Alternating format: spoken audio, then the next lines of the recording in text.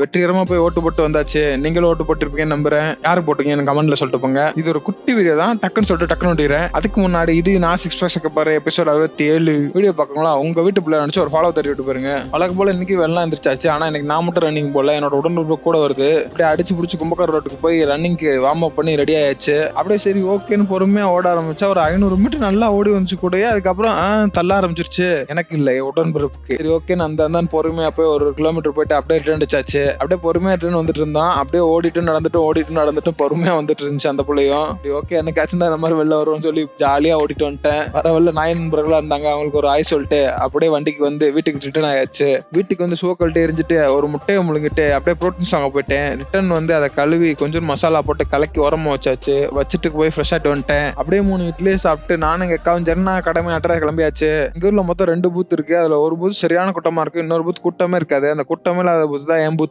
கூட்டமே இல்லாத 2 நிமிஷத்துல ஓட்ட போட்டு ரிட்டர்ன் ஆயாச்சு.